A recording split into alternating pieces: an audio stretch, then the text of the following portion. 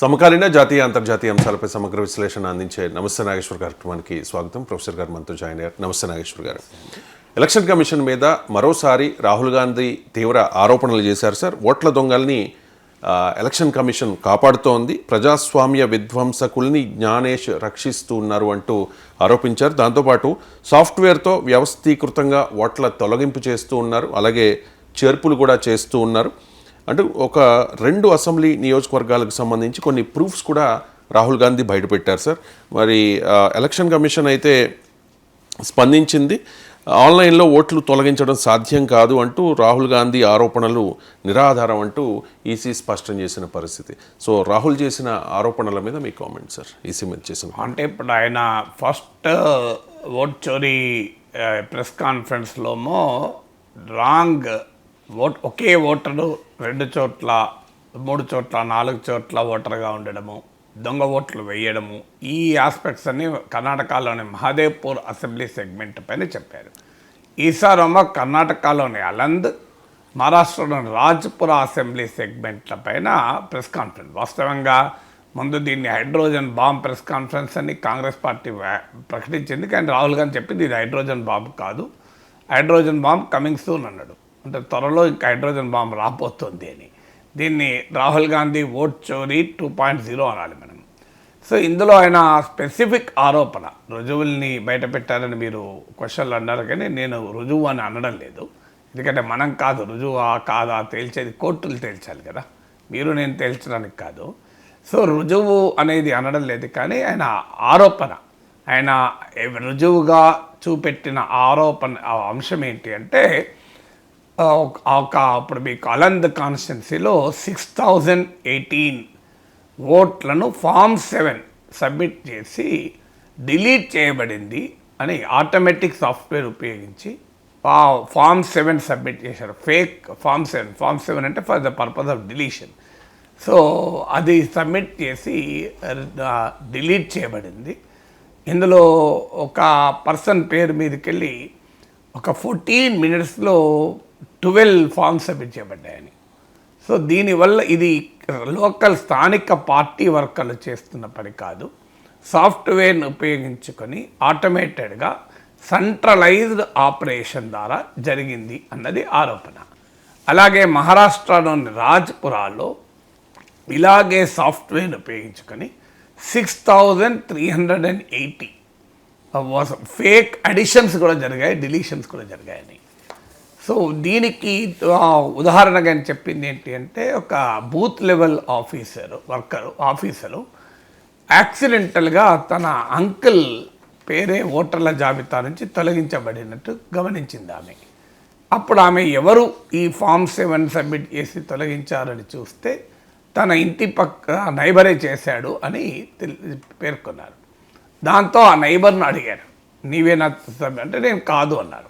రాహుల్ గాంధీ ఆరోపణ ఏంటంటే ఎవరి ఓటు అయితే తొలగించబడిందో వారికి తెలియదు, ఎవరు ఓటు తొలగించాలని ఎవరు అప్లికేషన్ ఇచ్చారో వారికి కూడా తెలియదు.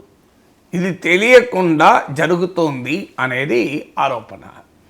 ఇలాంటి అటెంప్ట్ జరిగాయి అన్సక్సెస్ఫుల్ కానీ అధికార వ్యవస్థలు ధృవీకరిస్తున్నాయి. జరగలేదని అనడం లేదు, అన్అఫీషియల్ ఇలాంటి అటెంప్ట్స్ అన్సక్సెస్ఫుల్గా జరిగాయి అని. రాహుల్ గాంధీ చెప్పేది లేదు, నిజంగానే జరిగాయి. ఇది కేవలము ఒక బూత్ లెవెల్ ఆఫీసరు యాక్సిడెంటల్గా పట్టుకున్న 6018 కేసెస్, ఇలాంటివి ఇంకా అనేక డిలీషన్లు ఉండవచ్చు అనేది రాహుల్ గాంధీ ఆరోపణ. అది కూడా ఒక కర్ణాటకలోనే కాదు, ఇది మహారాష్ట్ర, హర్యానా, ఉత్తరప్రదేశ్లో ఇలా ఇతర రాష్ట్రాల్లో కూడా ఓటర్ డిలీషన్ అంటే తమకు ఓటు వేయని అనుకున్న వాళ్ళ ఓట్లను గుర్తించి డిలీట్ చేస్తున్నారు. ఇది ఓట్ల దొంగలకు ఎన్నికల కమిషనే అండగా ఉంటుంది అన్నది ఆరోపణ. అందువల్ల ఇది సాఫ్ట్వేర్ ఉపయోగించి ఆటోమేటెడ్గా ఒక మాస్ స్కేల్లో సెంట్రలైజ్ ఆపరేషన్గా జరుగుతున్నది అని.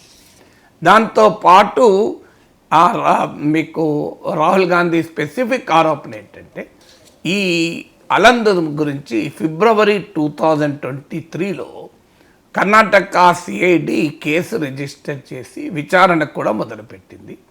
ఈ 18 monthsలో 18 లేఖలు రాసింది, 18 లెటర్స్ రాసింది ఎన్నికల కమిషన్కు.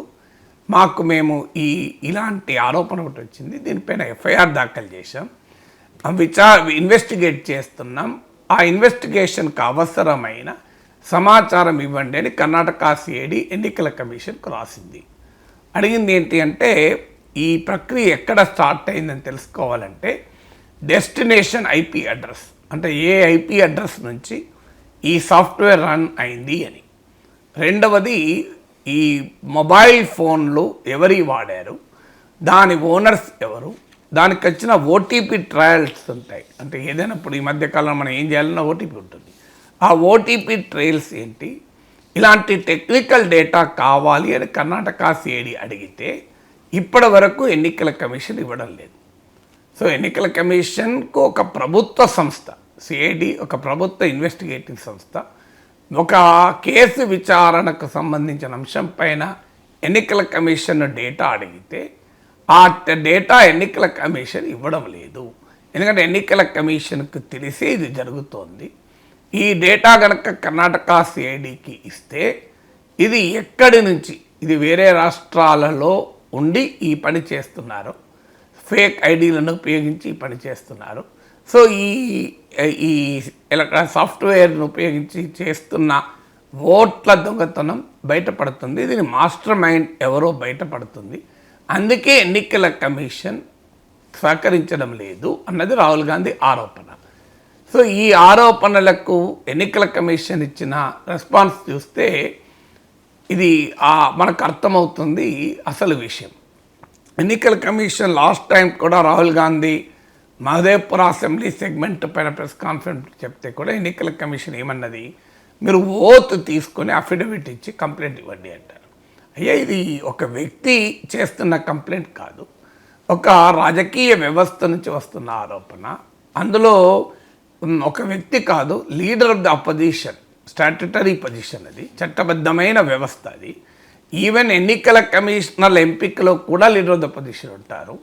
అందువల్ల మీరు నార్మల్గా పత్రికల్లో వార్తలు వస్తేనే సుయోమోటోగా తీసుకొని విచారణ జరుపుతారు.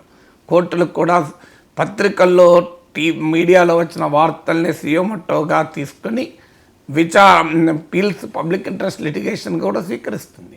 అలాంటిది ఒక లీడర్ ఆఫ్ ద అపోజిషన్ ఒక పొలిటికల్ డొమైన్లో ఓ ప్రెస్ కాన్ఫరెన్స్ పెట్టి దేశమంతా చూస్తుంటే ఆరోపణలు చేస్తుంటే దీనిపైన విచారణ జరపడానికి అభ్యంతరం ఏంటి? మీరు ఓత్ ఇచ్చి చేయండి అని డిమాండ్లు పెట్టడం ఏంటి అనేది క్వశ్చన్. పైగా ఆ chief election commissioner press conference చూస్తే బీజేపీ స్పోక్స్ పర్సన్ కన్నా ఇంకెక్కువనే అనిపించింది. అలా మాట్లాడాడు. ఇప్పుడు కూడా ఆర్గ్యుమెంట్ ఏంటి? ఇప్పుడు ఒక స్పెసిఫిక్ ఆరోపణ ఏంటి? టెక్నికల్ ఆరోపణ. ఇది అంటే సాఫ్ట్వేర్ ఉపయోగించి సెంట్రలైజ్డ్గా ఓట్ డిలీషన్ చేశారు అని. ఇలా సెంట్రలైజ్డ్గా సాఫ్ట్వేర్ ఉపయోగించి ఫామ్ సబ్మిట్ చేయరాదా? చేయొచ్చు. అది మనందరికీ తెలిసి వాళ్ళ జాబ్స్లోనే ఆటోమేటెడ్గా ఇలా ఆర్టిఫిషియల్ ఇంటెలిజెన్స్ ఉపయోగించి సాఫ్ట్వేర్ ఉపయోగించి ఒకేసారి 100 అప్లికేషన్లు ఉద్యోగాల కోసం అప్లై చేస్తున్న వారు అప్లై చేస్తున్నారు. ఇవాళ ఏఐని ఉపయోగించి ఒక వివిధ కంపెనీల ఉద్యోగాలలో ఏ అవసరాలు అడుగుతున్నారు దానికి తగ్గట్టుగా తన సీవీని కస్టమైజ్ చేసి రివైజ్ చేసి కవరింగ్ లెటర్ కూడా రివైజ్ చేసి అవసరమైతే ఇనీషియల్ క్వశ్చన్లకు ఆన్సర్లు కూడా చేసి అప్పుడు ఆ డేటాను ఆ మిషనే సబ్మిట్ చేస్తుంది. ఒకప్పట్లాగా ఒక్కొక్క naukri.comలోకి ఇందులోకి వెళ్ళి ఏ ఉద్యోగాలు ఉన్నాయి, ఏ కంపెనీ ఉన్నాయి సెర్చ్ చేసి వాటికి ఏ అవసరాలు ఉన్నాయని చూసి ఆ అవసరాలు తనకు ఉన్నాయంటూ తన సీవీని రూపొందించి పర్సనల్గా సబ్మిట్ చేసేవాళ్ళు. ఇప్పుడు అలా లేదు. ఇప్పుడు ఆర్టిఫిషియల్ ఇంటెలిజెన్స్ ఉపయోగించి సాఫ్ట్వేర్ ఉపయోగిస్తే అదే జాబ్ పోర్టల్స్ అన్నీ వెతుకుతుంది, అదే నీ క్వాలిఫికేషన్లో నీ ఎక్స్పీరియన్స్ ఆధారంగా నీకు వచ్చే అవకాశం ఉన్న జాబ్స్ అన్నీ గుర్తిస్తుంది. వాటికి తగ్గట్టుగా నీ అప్లికేషన్ను నీ బయోడేటాను కస్టమైజ్ చేస్తుంది, సబ్మిట్ చేస్తుంది. సబ్మిట్ చేసినాక ఆన్లైన్గా కొన్ని క్వశ్చన్లు అడుగుతారు, ఆ క్వశ్చన్లు కూడా అదే ఆన్సర్ చేస్తుంది. ఇక పర్సనల్ ఇంటర్వ్యూ వచ్చినప్పుడు నువ్వు ఎంటర్ అవుతావు. ఇది ఏఐ ఉపయోగించి చేస్తున్నారు ఆల్రెడీ. అలాగే కంపెనీలకు కూడా కొన్ని వేల అప్లికేషన్లు స్కాన్ చేసే అవకాశం టైం ఉండదు కనుక తమకు జాబ్కు కావలసిన రిక్వైర్మెంట్స్ను అలాగే వచ్చిన అప్లికేషన్లను వెరిఫై చేసి ఆర్టిఫిషియల్ ఇంటెలిజెన్స్ చెప్పగలుగుతుంది ఇంకో పలానా అభ్యర్థులు నీకు ఉపయోగపడతారు అని. సో ఇదంతా ఆల్రెడీ టెక్నాలజీ చేస్తుంది. అందువల్ల రాహుల్ గాంధీ చేసిన ఆరోపణ నిజమా అబద్ధమా నేను చెప్పలేను, కానీ టెక్నికల్లీ పాసిబుల్, ఫీజిబుల్. ఎందుకంటే సాఫ్ట్వేర్ రన్ చేసి చేయొచ్చు. ఇవాళ హ్యాకర్స్ మనకు తెలుసు చాలా సందర్భాల్లో defence ministry data, America Pentagon కంప్యూటర్లను కూడా హ్యాక్ చేశారు. అమెరికా పెంటగాన్ కన్నా అమెరికా వైట్ హౌస్, అమెరికా అధ్యక్షుని ఆఫీసు నుంచి కూడా కంప్యూటర్లు హ్యాక్ చేసిన సందర్భాలు ఉన్నాయి. ఇంతకన్నానైతే మనది ఫుల్ ప్రూఫ్ ఉండదు కదా. అందువల్ల ఇవాళ సైబర్ సెక్యూరిటీ ఎంత డెవలప్ అయినా online data can be manipulated through machines. It is possible. జరిగిందా లేదా తర్వాత సంగతి, but it is possible, it is feasible in the modern technology. ఇది మినిమం టెక్నాలజీ తెలిసిన వాడికి కూడా అర్థమవుతుంది. సో ఇవాళ ఇంటర్నెట్లో అవైలబుల్ ఉన్న ఏ డేటానైనా మీరు ఇవాళ మన కంప్యూటర్ను మీరు ఇతర వేరే వాళ్ళకి అప్పచెప్పేసి మీరు వాళ్ళే నీ కంప్యూటర్ని ఆపరేట్ చేయొచ్చు కూడా. ఇప్పుడు అమెరికాలో ఉన్న వాళ్ళకి నా ఇంట్లో ఉన్న కంప్యూటర్ను ఆన్లైన్లో నేను అందజేస్తే నా తరఫున వాళ్ళు అక్కడ పనిచేయగలుగుతారు. స్క్రీన్ షేర్ మీకు స్క్రీన్ షేర్ కాదు, నీకు ఈవెన్ కంప్యూటర్ స్క్రీన్ షేర్ ఏమో నువ్వు ఆపరేట్ చేస్తుంటే వాళ్ళకు కూడా కనబడుతుంది. You can hand over your computer to them. టోటల్గా నీ కంప్యూటరే వాళ్ళకి హ్యాండ్ ఓవర్ చేయొచ్చు. సో అలా అది చాలా వెరీ సింపుల్ టెక్నిక్ కదా. ఇవాళ నీకు బోలెడు సాఫ్ట్వేర్లు ఉన్నాయి, అవి నీ కంప్యూటర్ వాళ్ళకి హ్యాండ్ ఓవర్ చేస్తే వాళ్ళు అక్కడ అమెరికాలో కూర్చొని నీ ఇంట్లో ఉన్న కంప్యూటర్ను హ్యాండిల్ చేయగలుగుతారు. ఇది టెక్నాలజీ పాసిబుల్ కదా ఇవాళ. అందువల్ల రాహుల్ గాంధీ చేసిన ఆరోపణ టెక్నికల్లీ పాసిబుల్, జరిగిందా లేదా తర్వాత సంగతి. అందువల్ల ఒక సాఫ్ట్వేర్ని ఉపయోగించి ఫేక్ డిలీషన్ ఫామ్స్ను మాస్ స్కేల్లో, లార్జ్ స్కేల్లో సబ్మిట్ చేయొస్తుంది. మరి చేయొచ్చినప్పుడు డిలీట్ కూడా అవుతుందా, దట్ ఐ డోంట్ నో. అది మాత్రం వెరిఫై చేయాలి. అంటే ఇప్పుడు రాహుల్ గాంధీ ఇంత స్పెసిఫిక్ చేస్తే ఎన్నికల కమిషన్ ఏం చేయాలి? దీన్ని సియోమోటోగా తీసుకొని విచారణ జరిపించి ఇలాంటిది ఏమైనా జరిగిందా అని చెప్పాలి. మరి కర్ణాటక సిఐడి విచారణ జరుపుతుంటే ఎందుకని టెక్నికల్ డేటా ఇవ్వడం లేదు? ఎన్నికల కమిషన్ దానికి వివరం లేదు. మేము టెక్నికల్ డేటా ఇచ్చామని అనడం లేదు, ఎందుకు ఇవ్వడం లేదో చెప్పడం లేదు. మరి అదేం బహిరంగంగా రాహుల్ గాంధీ అనే వ్యక్తికి ఇవ్వడం లేదు కదా.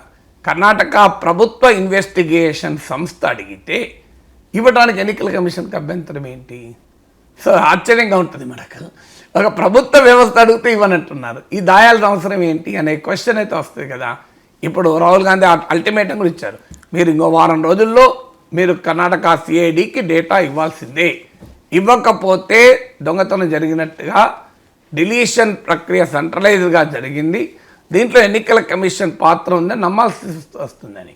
సో నా సింపుల్ క్వశ్చన్ ఏంటంటే, ఇదంతా ఎందుకు మీకు ఎన్నికల కమిషన్ క్రెడిబిలిటీ ఉండాలి అంటే, కర్ణాటక రాష్ట్ర సిఐడి అడిగిన డేటాను మీరు సబ్మిట్ చేయండి ఐపీ అడ్రస్లో, వాళ్ళు ఏది అడుగుతుంది. ఎందుకంటే గవర్నమెంట్ ఏజెన్సీస్ మధ్య మీకు అఫీషియల్ ఏజెన్సీ మధ్య కోఆపరేషన్ అయితే ఉండాలి కదా. సో అందువల్ల ఒకవేళ ఇప్పటికే నిజంగానే ఎన్నికల కమిషన్ ఇచ్చిండి రాహుల్ గాంధీ అనవసరపు ఆరోపణలు చేస్తే రాహుల్ గాంధీ మీరు డిఫమేషన్ కేసు వేయండి. మీరు ఏమి ఇచ్చారో ఎక్నాలెడ్జ్మెంట్ అవన్నీ ఉంటాయి కదా. ఇంకొక రాహుల్ గాంధీ చెప్తున్న తప్పు, కర్ణాటక సిఐడి అడిగిన సమాచారం అంతా మేము ఇచ్చాం, ఇంకో ఫలానా లెటర్. ఇప్పుడు గవర్నమెంట్ టు గవర్నమెంట్ కమ్యూనికేషన్లో ఆ లెటర్కు నెంబర్ ఉంటుంది, అన్నీ ఉంటాయి కదా, అఫీషియల్గా ఉంటుంది, ఇష్టం వచ్చినట్టు ఉండదు. ఎన్నికల commission letter dated so and so covering letter, దాని ఆఫీస్ సీల్ ఉంటుంది, అన్నీ ఉంటుంది. ఇంకో చూసుకోండి అయ్యా మేము ఇచ్చాం, కర్ణాటక సిఐడి ఇవ్వలేదని ఏ కర్ణాటక సిఐడి అఫీషియల్తో చెప్పించండి అనొచ్చు. అనడం లేదు ఎలక్షన్ కమిషన్. మీకు విచిత్రం ఏమంటుంది ఎలక్షన్ కమిషన్? ఆ అలంద్ నియోజకవర్గంలో 2018లో బీజేపీ గెలిచింది, 2023లో కాంగ్రెస్ గెలిచింది, రాహుల్ గాంధీ ఆరోపణ ఎలా నిజమో అంటుంది. ఇది విచిత్రమైన ఎక్స్ప్లెనేషన్ కదా. 6,000 ఓట్లు డిలీట్ అయితే ఒక క్యాండిడేట్ ఓడిపోవాలని రూల్ ఏముంది? ఇప్పుడు కాంగ్రెస్ గెలవడం అనేది ఈ డిలీషన్ జరగలేదు అనటానికి ఎలా ఎక్స్ప్లెనేషన్ అవుతుంది? ఇది ఇల్లాజికల్ కదా ఎన్నికల కమిషన్ చెప్తుంది. ఉదాహరణకు నీకు ఒక కాన్స్టిట్యున్సీలో 1,00,000 ఓట్ల మెజారిటీ ఉంటుంది, 50,000 ఓట్లు డిలీట్ చేసి ఇంకా 50,000 ఓట్ల మెజారిటీతో గెలుస్తారు కదా. ఇప్పుడు గెలవడం అనేదే ఓట్ డిలీషన్ జరగలేదనటానికి క్రైటీరియా ఎట్లయితుంది? ఈ సింపుల్ లాజిక్ ఎలక్షన్ కమిషన్ తెలియదా? ఒక పొలిటికల్ పార్టీ చేస్తేనే అది మూర్ఖత్వం అనుకుంటాం. ఎలక్షన్ కమిషన్ వాదన 2018లో బీజేపీ గెలిచింది, 2023లో కాంగ్రెసే గెలిచింది. మరి ఓట్ల డిలీషన్ ఎట్లయి ఉంటుంది? ఇదేదో చిన్న పిల్లవాడికి మినిమం నాలెడ్జ్ లేనివాడికి చెప్పినట్టు చెప్తోంది ఎలక్షన్ కమిషన్. సింపుల్ కదా. రాహుల్ గాంధీ ఏమన్నాడు? 6,000 ఓట్లు డిలీషన్ అయిందన్నాడు. 6,000 ఓట్లు డిలీట్ అయితే ఎన్నికల ఫలితం తారుమారవుతుందా? అంతకన్నా ఎక్కువ మెజార్టీ ఉంటే గెలుస్తారు. ఏముంది? గెలుపు ఓటములను బట్టి ఓటర్ డిలీషన్ జరిగిందా లేదా, సెంట్రలైజ్ ఫేక్ ఆపరేషన్ జరిగిందా లేదా అని ఎలా డిసైడ్ చేస్తాం? సో దొంగ ఓట్లు వేసినా ఓడిపోవచ్చు. అందువల్ల ఎలక్టోరల్ మాల్ ప్రాక్టీసెస్ వల్ల ఓడిపోరనేం లేదు కదా. భారీ మెజార్టీ ఉందనుకోండి, నువ్వు ఎన్ని ఎలక్టోరల్ మాల్ ప్రాక్టీసెస్ చేసినా గెలుస్తారు కదా. దానికి ఏం ఆశ్చర్యం ఏముంది? సో కానీ election commission very very weak defence చూస్తే ఆశ్చర్యం వేస్తుంది. కాంగ్రెస్ గెలిచింది కదా, ఎట్లా జరిగి ఉంటుంది అంటే మన లాజిక్ ఉందా? సో ఇక అందువల్ల పొలిటికల్ పార్టీ కన్నా కూడా హీనంగా రెస్పాన్స్ చేస్తే ఎట్లా? ఎలక్షన్ కమిషన్ ఆఫ్ ఇండియా నిజంగా రాహుల్ గాంధీ ఇలా చేయడం ద్వారా రాజ్యాంగబద్ధమైన వ్యవస్థలలో ప్రజల విశ్వాసాన్ని దెబ్బతీస్తున్నాడు. ఇది మరో ఆరోపణ.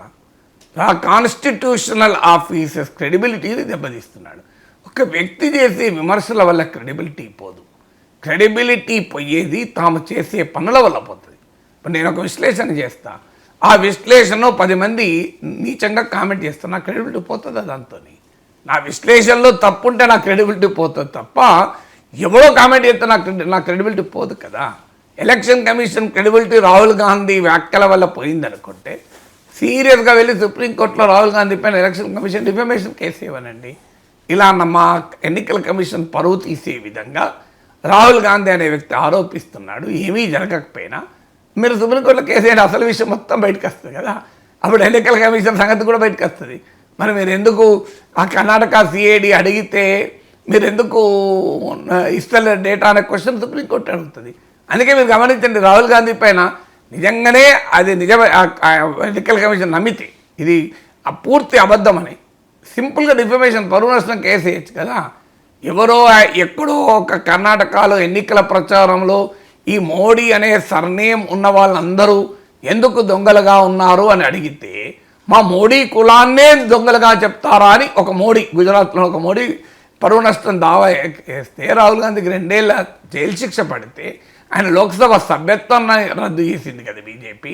ఆయన ఇల్లు కూడా ఖాళీ చేసి బయటికి వెళ్ళి కొట్టింది కదా. మరి ఇప్పుడు ఎందుకు ఒప్పుకుంటున్నారు? ఏమీ జరగకపోతే ఎందుకు ఒప్పుకోవాలి? ఒక పొలిటికల్ ర్యాలీలో, ఎలక్షన్ ర్యాలీలో కామెంట్, ఈ మోడీ సర్నేమ్ ఉన్న వాళ్ళందరూ ఎందుకు దొంగలుగా ఉన్నారు అని కూడా అనలే. అట్లన్నా తప్పే. దొంగలందరికీ ఎందుకు మోడీ అనే సర్నేమ్ ఉంటుంది అని నీరవ్ మోడీ, లలిత్ మోడీ ఈ పేర్లో అన్నాడు. ఇదేంటి? ఇది పొలిటికల్ క్రిటిసిజం కదా. అంటే మోడీ అనే కులాన్ని అవమానించినట్టు ఎట్లయితుంది? మోడీ అనే కులంలో ఉన్న వాళ్ళంతా దొంగలు అనలే రాహుల్ గాంధీ. ఈ దొంగలందరికీ వెనకాల మోడీ అని ఎందుకు సర్నేమ్ ఉంది అన్నాడు. ఇట్ ఈజ్ ఇది వ్యాఖ్య మంచిదా? It is not in good taste, అందులో అనుమానం లేదు. కానీ ఇది defamatory? It is not defamatory. పొలిటికల్గా ఎన్నో మాట్లాడుకుంటాం. మన్మోహన్ సింగ్ నా హత్యకు ప్లాన్ చేశాడని మోడీ అన్నాడు కదా, మరి డిఫెమేషన్ కాదా? మన్మోహన్ సింగ్, దేశ వైస్ ప్రెసిడెంట్ హమీద్ అన్సారీ, దేశ ఆర్మీ చీఫ్లు కలిసి, మాజీ ఆర్మీ చీఫ్ నా హత్యకు ప్లాన్ చేశారని మోడీ విమర్శించారు గుజరాత్ ఎన్నికల సమయంలో. ఇంతకన్నా భయంకరమైన డిఫెమేటరీ ఆరోపణ ఉంటుందా? మరి ఏం జరిగింది? మరి ఇదవన్నీ పొలిటికల్ డొమైన్లో ఇలా క్రిటిసైజ్ చేసుకుంటూనే ఉంటారు కదా. మరి అలాంటి దానికి రాహుల్ గాంధీకి 2 years జైలు శిక్ష పడ్డది. ఎందుకు? మీకు డిస్క్వాలిఫికేషన్ చట్టం ప్రకారం 2 ఏళ్ళు జైలు శిక్ష పడితే పార్లమెంట్ సభ్యత్వం కోల్పోతాడు. మరి ఈ పరువు నష్టం కేసులో 2 ఏళ్ళు హయ్యెస్ట్ పనిష్మెంట్. చూడండి మీరు, ఒక కేసులో హయ్యెస్ట్ పనిష్మెంట్ ఎందుకు ఇచ్చారు? డిస్క్వాలిఫికేషన్ కావాల్సిన మినిమం పనిష్మెంట్ అది. ఈ కోఆర్డినేషన్ కనబడతలేదా అని చెప్పి రాహుల్ గాంధీ పార్లమెంట్ సభ్యత్వం రద్దు చేయించి ఆయన ఇల్లును కూడా ఖాళీ చేయించి ఇంట్లోకెళ్ళి కూడా వెళ్ళగొట్టారు కదా. మరి ఇప్పుడు ఎందుకు చేస్తలేరండి ఎలక్షన్ కమిషన్ ద్వారా ప్రభుత్వం ఎందుకు చేస్తలేదు? డిఫమేషన్ కేసు వేయచ్చు కదా, ఇంత పరువు తీస్తున్నాడు కదా రాహుల్ గాంధీ. ఆన్సర్ లేదు ఎలక్షన్ కమిషన్ది. So this a very serious అలిగేషన్లు వస్తుంటే మరి ఎన్నికల కమిషన్ డిఫెన్స్ ఏమో పొంతనలేని డిఫెన్స్ ఉంది. రాహుల్ గాంధీ చేసిన అన్ని రైట్ అని నేను అంటలేను. నేనేమి ఇండిపెండెంట్గా ఆ డేటానంతా వెరిఫై చేయలేదు కనుక I don't take a stand on that. Rahul Gandhi చేసింది, అందుకే ఇనీషియల్గా మొదట్లోనే మీరు రుజువు అన్న పదం వాడితే నేను ఆ క్లారిఫికేషన్ ఇచ్చింది. అందుకే ఇది ఎవిడెన్స్ అని నేనేం అంటలేను. రాహుల్ గాంధీ చేసిన ఆరోపణ నిజమని కూడా అంటలేను. ఐ రియల్లీ డోంట్ నో, నేను కాదు కదా డిసైడ్ చేయాల్సింది. నేనేమి రాహుల్ గాంధీ చేసిన డేటా మొత్తం ఎలక్షన్ కమిషన్ నాకు ఇస్తే, రాహుల్ గాంధీ కూడా నాకు ఇస్తే నేను రెండు కూర్చొని చూసి చెప్పగలుగుతాను, అది కూడా నేనేమి ఎక్స్పర్ట్ కాదు. So this has to be investigated కదా అంటున్నా. ఇన్వెస్టిగేషన్కి ఏంటి అభ్యంతరము? కాంగ్రెసే గెలిచింది కదా అని అనే వాదన ఏం కరెక్టు? అదే విచిత్రమైన వాదన కదా. ఎన్నికల కమిషన్ మరి డిలీషన్ జరిగిందా లేదా పెద్ద ఎత్తున అని చెప్పండి. ఇంకోటి ఏం చెప్తున్నారంటే విచిత్రమైన వాదన ఎలక్షన్ కమిషన్ది. ఆ వాదన లాస్ట్ టైం కూడా ఇలాగే వాదించారు. ఒక ఓటరు రెండు చోట్ల ఎలా ఓటేస్తాడు, అది సాధ్యమే కాదు కదా అన్నాడు. మన తెలియదా ఎంత మన మన మన మన చుట్టే బోలెడు మంది దొంగ 2 సార్లు 3 సార్లు ఓట్లేసిన వాళ్ళు కనబడతారు. ఎన్నికల కమిషన్ థియరీ చెప్తాను మనకు. 2 చోట్ల ఎలా ఓటేస్తారు? రాహుల్ గాంధీ చెప్తున్నది తప్పు కదా. 2 చోట్ల ఎందుకు ఓటేరాదండి? ఎంతమంది ఓట్లేస్తలేరు? ఇప్పుడు కూడా ఏమంటాను తెలుసా, విచిత్రంగా ఎన్నికల కమిషన్ వాదన ఉంది. ఒక వ్యక్తి ఓటును తీసివేయాలంటే ఆ వ్యక్తి అభిప్రాయం అడగకుండా ఎక్కడా జరగదు అంటున్నారు. ఇది నిజమా? మన ఎన్ని వేల ఓట్లు తీసేయారు మనకు తెలియకుండా. చిరంజీవి, మెగాస్టార్ చిరంజీవే ఓటు తొలగించబడిందని ఆయన ఓటు వేయకుండా వెళ్ళిపోలేదా? ఆ మధ్య పేపర్లలో చూడలేదా మనం? ఎందుకు? మా ఇంట్లోనే నేను 2019 లోక్సభ ఎలక్షన్స్ అప్పుడు నేను మా మిసెస్ ఎలక్షన్ పోలింగ్ పోతే మా మిసెస్ ఓట్లేదు, నా ఓటు ఉంది. నేను వేసొచ్చాను, ఆమె వేయలేకపోయింది. మాకే జరిగింది కదా ఉప్పల్ అసెంబ్లీ సెగ్మెంట్లో, ఇంకెవరికి ఎందుకు? మరి మా మేడం అడిగారు ఆ ఓటు తొలగించినప్పుడు? ఎవరు అడగలే కదా. ఎన్నికల కమిషన్ రూల్ ఉండొచ్చు. ఎన్నికల కమిషన్ రూల్ ఏంటంటే ఒక ఓటు తొలగించాలంటే ఆ ఓటర్ని అడగాలి, నీ ఓటును మరి తొలగించుతున్నావు, పలానా కారణం రీత్యా నీ అభిప్రాయం చెప్పము అని. ఆ అవకాశం ఎక్కడన్నా ఓటర్ డిలీషన్లు ఇస్తున్నారా నాకు చెప్పండి? కొన్ని లక్షల ఓట్లు తెలుసు నా అనుభవం. మా ఇంట్లోనే మా మేడం ఓటు 2008 ఎలక్షన్లో వేయలేకపోయింది, లేదు ఓటు. పోయేవరకు పోలింగ్ బూత్ పోయేవారు నాది ఉంది, ఆమెది లేదు. ఎటుపోయిందంటే ఎవరికి తెలియదు. లేదంటే ఓటు లేదు కదా, లిస్టులో లేదు కదా అంటారు.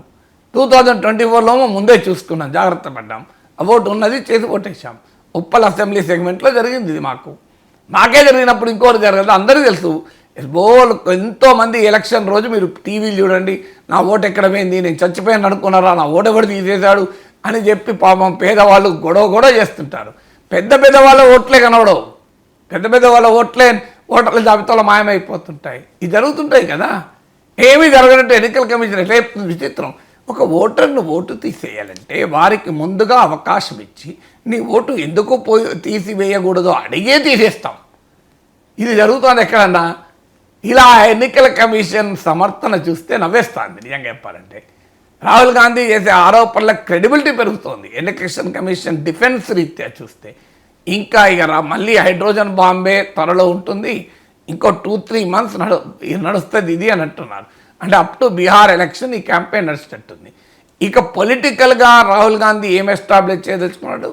అఫ్కోర్స్ ఈజ్ ఎ పొలిటీషియన్, ఖచ్చితంగా ఉంటుంది. ఇప్పుడు ఆయన ఆరోపణ ఏంటి? SC, Dalit, tribal, OBC, minority ఓట్లు తీసేస్తున్నారని.